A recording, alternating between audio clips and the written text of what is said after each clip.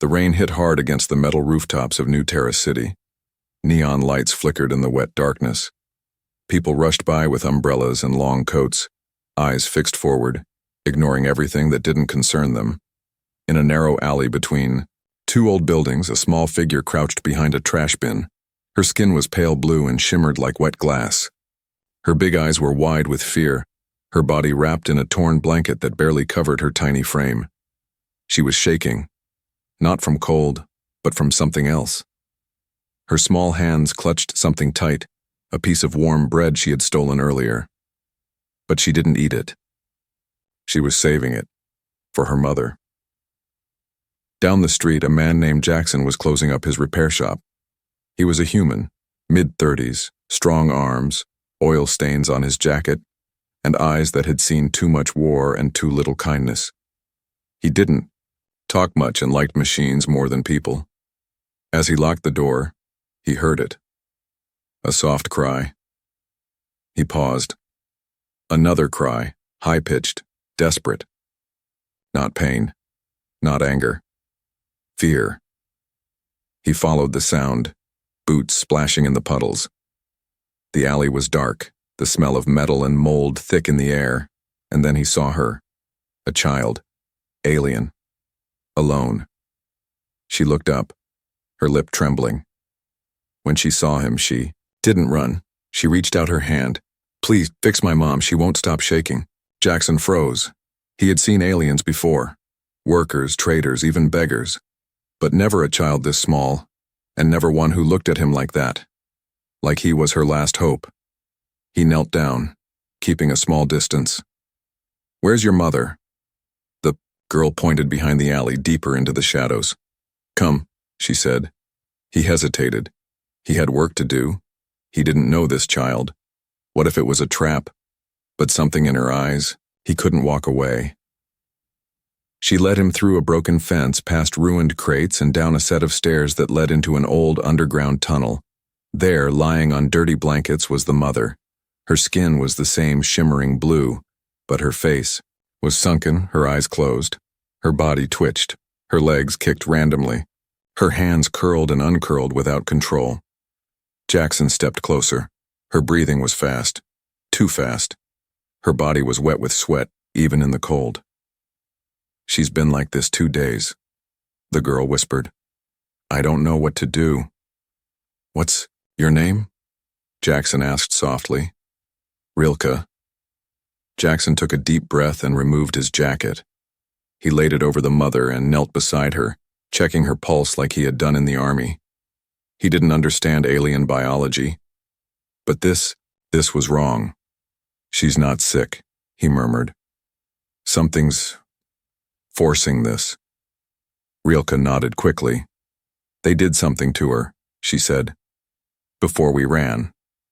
Jackson looked at the girl. "Who are they?" Rilke looked down. "The people she worked for. When she helped others escape, they punished her. They said she'd shake forever." Jackson didn't know what to say. He had fixed engines, weapons, even crashed ships, but not something like this. Not a mother's suffering. Not a child's fear. Still, he couldn't walk away. He lifted the mother's hand gently. "Does she have a name?" "Yeah, Ria," the child said, her voice breaking. Jackson stood up. The tunnel was no place for them, not in this condition. "All right," he said. "Let's get her help." Rilke's eyes lit up, but she looked afraid too. "You're not going to leave?" "No," he said firmly. "I'm not going anywhere." Jackson picked up the shaking woman in his arms. She was light. Too light. Her body jolted and twitched against him, but he held her close, steady. Rilke followed beside him, holding the warm bread in both hands like it was treasure. Back on the surface, the rain had slowed. People stared as they passed, but no one said anything. Jackson didn't care. He took them into his shop, cleared off his workbench, and laid the woman down gently. He covered her with blankets, started a heater, and gave the girl some warm soup. She didn't eat right away. She waited until she placed the bread near her mother's lips. Jackson watched silently. This little girl hadn't eaten. She had saved every bite for her mother.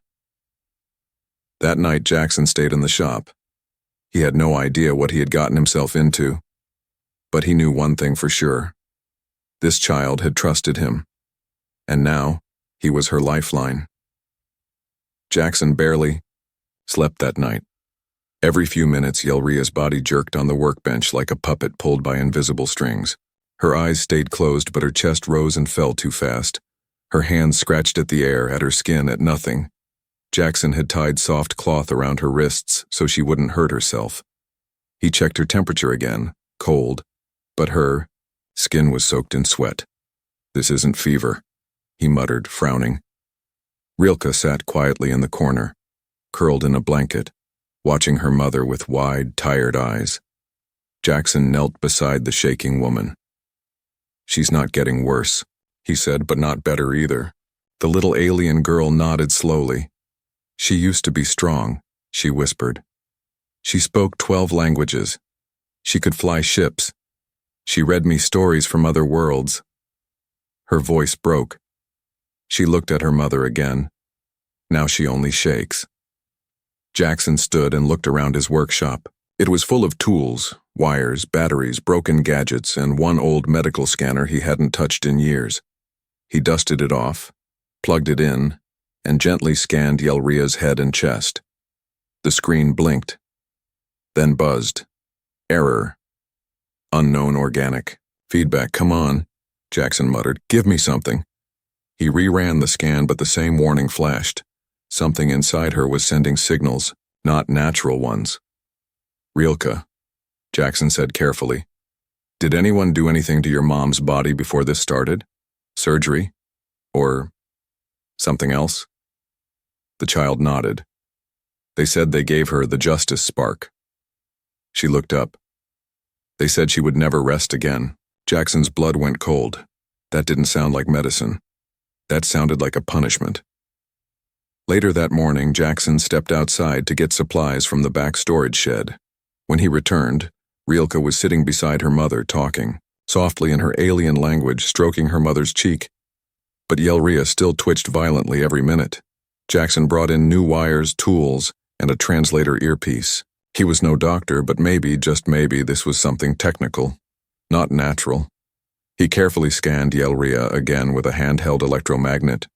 This time, the device gave a soft beep, near her spine. "There," he whispered. Something was in her, a device, small, hidden. Jackson turned to Rilke. "I need to take something out of her," he said. "But I don't have alien tools. I'll need time." The girl nodded bravely. "I trust you." He smiled softly. "You shouldn't. I'm just a mechanic. But you're the only one who stayed," she whispered. That evening, a strange sound echoed outside the shop, a light buzz, like a drone. Jackson peeked through the window and saw it, a black orb hovering outside, scanning the area. Rilke gasped. "It's them," she whispered, hiding behind Jackson. "They're looking for us." Jackson's hand went to the metal wrench on his belt. He stepped outside and calmly grabbed the drone with a cloth, smashing it against the wall. Sparks flew. The lights died. Inside, Rilke stared in awe. "You're not afraid of them?" "I don't have time to be afraid," Jackson said. "Not when someone needs me." That night, Jackson opened his toolkit. He didn't know exactly what he'd find inside Yelria, but he would try. Her body kept shaking, but he worked slowly, gently, carefully, feeling along her back with gloved hands and scanning tools. Then he touched something hard. Piece of metal, thin and buried just under the skin. He cut carefully. Rilke held her mother's hand tight, whispering in her alien tongue. Then, click. A small, needle-sized chip came free. The moment Jackson removed it, Yelria's body went still completely. For the first time in days, her breathing slowed, her hands relaxed. Rilke gasped. She stopped shaking. Jackson held the device in his fingers. It looked like a tracker, or worse, a torture node. Whatever it wasn't meant to heal. It was meant to hurt. He dropped it in a metal box and locked it. Yelria didn't wake up that night, but she didn't shake either. And that was enough hope for now. For the first time in days, the room was quiet. Yelria no longer shook. Her body lay still under the warm blanket, her chest rising and falling in a soft, slow rhythm. Jackson leaned back in his chair, exhausted but alert. The small silver device he had removed from her spine sat inside a sealed metal case beside him. He didn't understand alien tech, but he knew a control chip when he saw one. Someone had wanted her to suffer. Slowly, quietly, and without escape. Rilke sat close to her mother, one small hand gently holding her limp fingers. "She's sleeping now," the girl whispered. Jackson nodded. "Her body is resting, but she still might not wake up. That device was only part of it." Rilke looked down, tears welling up in her bright eyes. "She told me, before she got worse, she needed the silent spark. I didn't understand it then." Jackson blinked. "Silent spark?" The girl nodded and reached inside, the lining of her torn coat. From a hidden pocket, she pulled out a small glass vial. It glowed faintly purple, pulsing like a heartbeat. Jackson leaned forward. "What is that?" "I don't know," she whispered. "She told me to hide it, to keep it safe. Said it was the only thing that could bring her back." The vial was no bigger than a finger. Inside, thick, glowing liquid swirled slowly, like smoke underwater. Symbols danced across its surface. Alien writing Jackson couldn't read. But when he brought the vial close to Yelria's body, something happened. Her breathing changed just slightly. Jackson's heart jumped. He pulled the vial back and her breathing went shallow again. He brought it close once more, and it deepened. "She responds to it," he said, but he didn't dare open it. He didn't know what was inside, and if it was some kind of medicine or energy, it could be dangerous to both of them. Rilke looked at him with hope in her voice. "Will it wake her?" "I don't know," Jackson said truthfully. "But we need to find out what it is and how to use it safely." He stood and grabbed his jacket. "There's someone who might know." That night, Jackson left the girl and her mother hidden in his shop's lower room. He locked the entrance from the inside and gave Rilke a small communicator. "If anything happens, you press this. I'll come back fast." "Promise?" she asked, holding the vial tight. He placed a hand on her head. "I promise." He walked through the darker parts of New Terra City, where humans and aliens traded things no one talked about, where secrets had a price and truth was often stolen. He entered a quiet, half-closed market and found a crooked stall covered in strange powders, gadgets, and glowing stones. Behind it sat a tall alien woman with silver skin and 6 narrow eyes. She smiled when she saw him. "Jackson," she said. "Didn't expect to see you again." "Need help, Scylla," he replied. "Urgent." He showed her the vial. Scylla's smile vanished. Her 6 eyes blinked slowly. "Where did you get this?" Jackson stayed silent. Scylla leaned closer. "This is Virilon essence. Illegal. Powerful. A soul stabilizer. 1 drop too much and the brain melts. 1 drop too little, and the patient never wakes." Jackson clenched his jaw.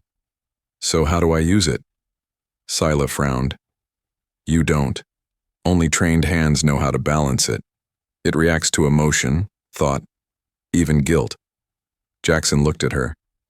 "Then give me someone who can use it." She shook, her head slowly. "Anyone who touches this paints a target on their back."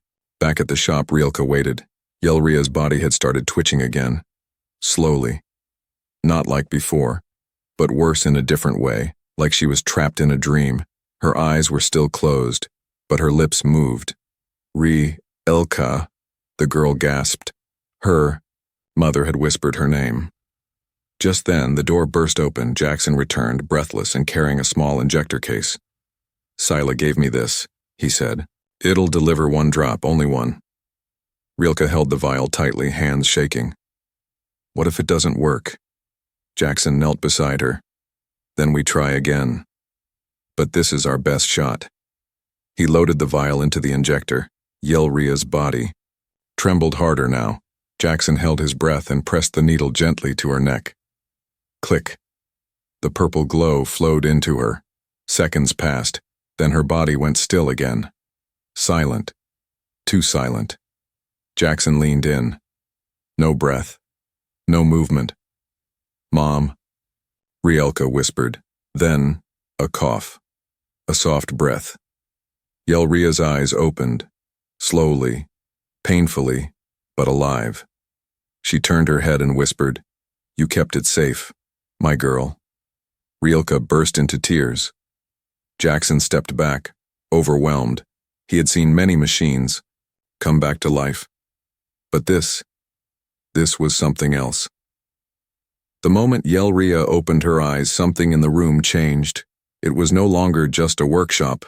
Now it was a miracle.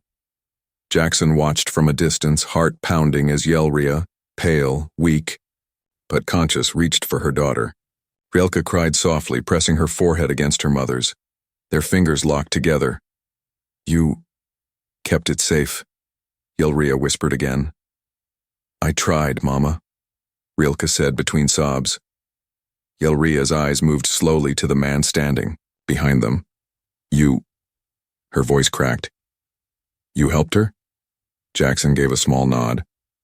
"I just removed something. She did the rest?" Yelria gave a tired smile. "Then you saved us both." But before Jackson could reply, a sharp click echoed near the front door. A red dot appeared on the wall. Then another. Rielka's head snapped toward it. "No!" she shouted. "They found us!" Yelria's smile vanished. "Jackson, get her out!" she cried, struggling to sit up. Outside, the hum of engines grew louder. Shadowy figures moved between the alley walls, some walking, some floating. "They tracked the vial," Jackson growled. "Or the drone I destroyed yesterday." He yanked open a hidden hatch in the floor. "Down there," he ordered. The tunnel below led to the old waste systems, long abandoned, full of rust and dust. Jackson had used them once to smuggle broken tech. Now it was their only escape.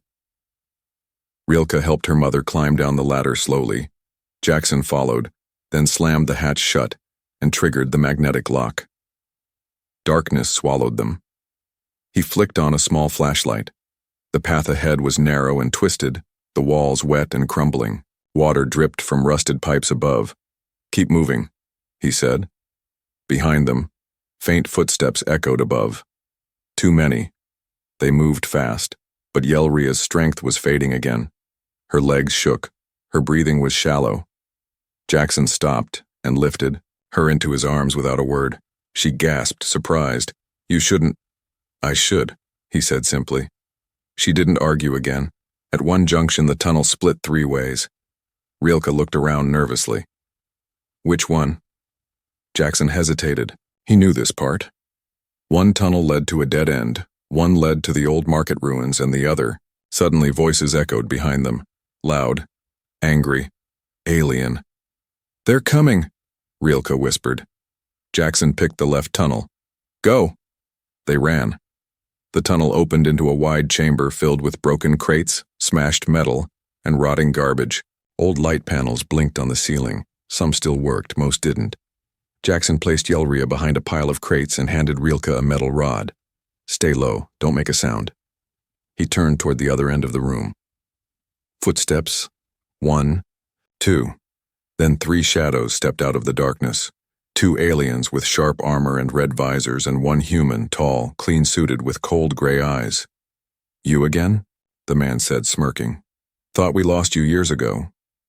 Jackson stepped forward, hands raised. "I don't want trouble." "You already caused it," the man replied. "By helping her." He pointed toward Yelria. "She broke the rules, helped escapees, carried stolen tech. The sentence was mercy, shiver implantation. But now she's walking again?" The man pulled out a small gun. "That's not allowed." Before the gun could rise, Jackson moved, fast. He grabbed a pipe from the ground and threw it straight into the human's face. Crack! The gun fired into the air. Rielka screamed. The guards moved. But Jackson rushed forward, tackling one of them into the wall. The second raised his weapon, but Yelria, still weak, grabbed a piece of crate and slammed it into his leg. The guard fell. Jackson roared, throwing a punch into the man's chest, knocking the wind out of him. Rilke ran to help her mother. The human coughed and wiped blood from his mouth. "This won't stop them, Jackson," he hissed. "She's property, she always will be." Jackson walked up and grabbed him by the collar. "She's not property." Then he slammed him into the wall so hard the light panel above shattered. They didn't wait. Jackson led them into the side tunnel, pushing a heavy pipe to block the path behind them. Breathing hard, they kept walking. Yelria looked up at him, blood on her lip, but fire in her eyes now. "You didn't have to fight for us." Jackson didn't look at her. "I wasn't going to let them take you." That night they found a small underground chamber, dry and safe for now. Jackson started a small heater and gave Yelria some water. Rilke curled up beside her mother, her small body trembling, not from fear, but relief. Yelria reached out and touched Jackson's hand. "Thank you, human. No one ever fought for me like that." He looked at her and said quietly, "You're not the only one they hurt." She held his gaze. "Then maybe we both needed saving." The underground chamber was quiet. For the first time in days, the only sounds were the soft hum of a heater and the slow, peaceful breathing of a resting mother and child. Yelria was asleep, her face calm, no longer twisted in pain. Her body still looked weak, but there was color in her cheeks again. Rilke had fallen asleep beside her mother's chest, her tiny arms holding tight. Jackson sat a few feet away, his back against the cold wall, eyes wide open. He hadn't slept, not because he couldn't, but because he didn't want to, not until he was sure they were safe. He checked the entrance again. 3 steel beams across the hatch, rigged with sensors and a silent alarm. Anyone who came through would trip it. Still, he didn't trust it. He'd fought off men before, but these weren't normal men, they were cleaners, erasers, the kind sent in to erase mistakes from the system. Like Yelria, like Rilke, like anyone who didn't obey. The sun hadn't risen above the surface yet, but somewhere beyond the dirt and metal above them, another day was beginning. Jackson sighed and looked back at the two.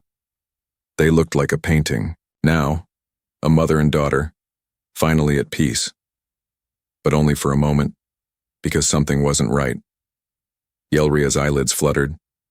Jackson leaned forward, her fingers twitched, then gripped the blanket.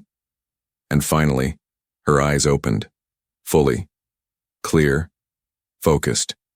He let out a breath he didn't know he'd been holding. "Yelria," he said softly, "you're awake." She blinked slowly. "I remember everything." She reached for her daughter and gently brushed a strand of hair from Rilke's face. "I heard her voice in my sleep, pulling me back." Jackson moved closer, placing a bottle of water near her side. She drank slowly, then looked at him again. "You saved me. More than once." "I just bought time," he said. "Rilke saved you. She never gave up." Yelria smiled weakly. "She has your strength," she whispered. Jackson raised an eyebrow. "I'm not her father." "No," Yelria said. "But you cared. That makes you more than most." She sat up slowly, her muscles still sore but no longer, shaking. Then her face grew serious. "They'll come again. Stronger, smarter." Jackson nodded. "I know. We can't keep running forever," she said. "But we can't fight alone either." He studied her carefully. "You're planning something." Yelria looked down at Rilke and then back at him. "Yes. I know where others like me are.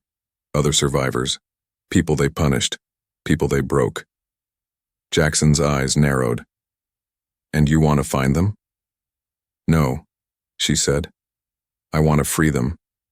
Outside, a small rumble passed through. The wall's dirt fell from the ceiling. Jackson stood quickly, reaching for his scanner. 3 signals moving fast. "They're tracking the injector signal," Yelria said. "It's how they monitor the vial cure, the same they used on me." Jackson swore under his breath. "We have to go. Now." He helped her stand. She was still weak, but she could move now, Rilka woke as well, blinking in confusion. "Mom?" Yelria knelt and kissed her forehead. "We're together, my star, but we have to leave." "Where?" the child asked. Yelria looked at Jackson, to where others are waiting, hiding, like we were. Jackson grabbed his bag, tools, food, maps, and the metal case containing the chip he had pulled from Yelria's body. But before they left, he opened it. Inside, the device was still glowing faintly. Alive. He stared at it, then back at Yelria. "Why is it still active?" she answered without emotion. "Because someone still wants me gone." Jackson closed the case and slid it into his bag. "Then let's make them fail." They moved through the tunnels again. But this time, Yelria walked with purpose.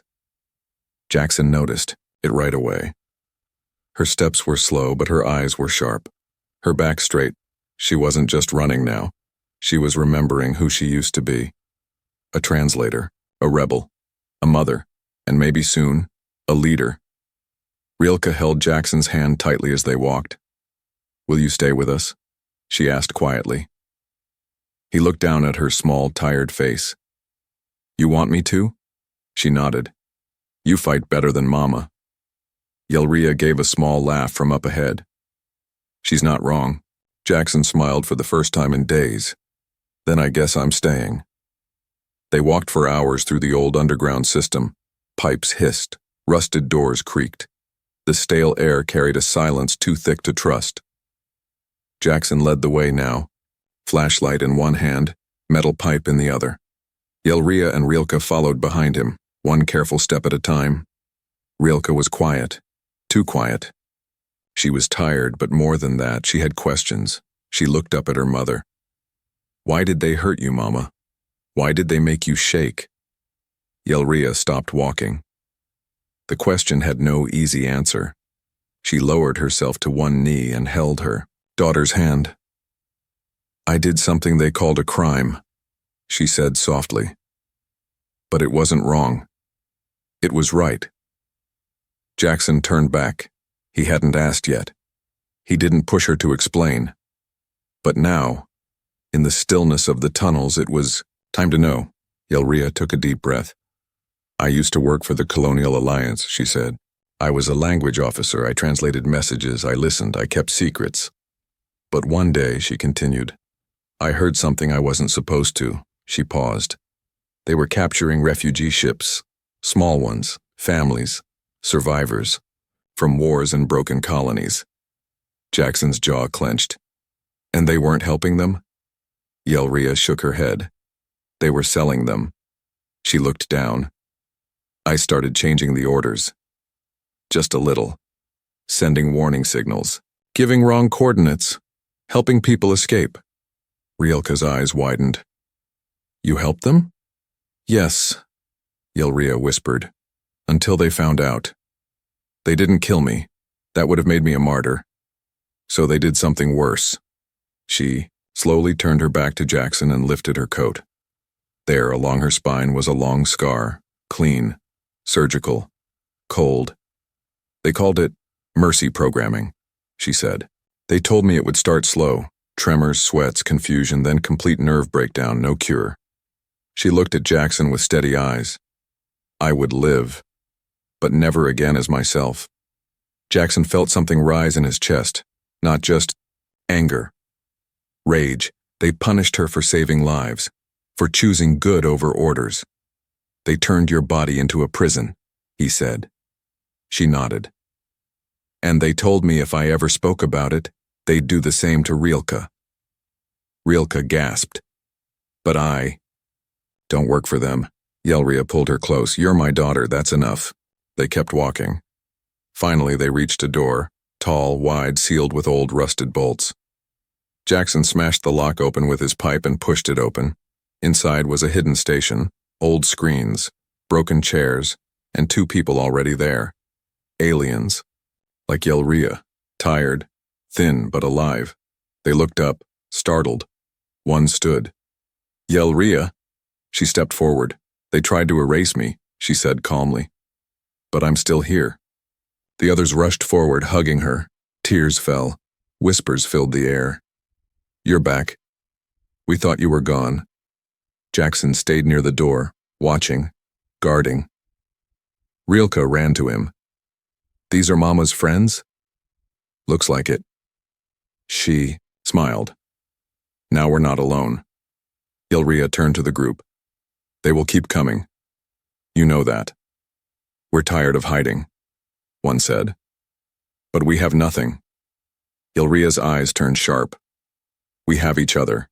That night they sat around a small fire built from broken panel wood. Ylria told them everything, about the chip, the vial, the man who hunted her, and the human who saved her. All eyes turned to Jackson. He looked uncomfortable. "I'm not a hero," Ylria smiled. "No, you're a human. And this time, that means something good." Before they slept, Jackson pulled out the metal case. He opened it and stared at the chip still pulsing inside. He had a thought, a dangerous one. "What if we used it?" he asked. "Sent a false signal?" Ylria leaned closer. "You mean, make them think you implanted it in someone else? Or that you're already dead?" The room went quiet. Then one of the others nodded slowly. "It could work. Buy us time." "Or," said Ylria, "it could be a trap. If they track it here," Jackson looked at the glowing light inside the case. "Then we'll make it move." The signal was active. That small glowing chip, still pulsing inside the steel case, sat on the back of an old delivery drone. Jackson watched as the drone rose, silently into the black sky through a hidden hatch in the tunnel ceiling.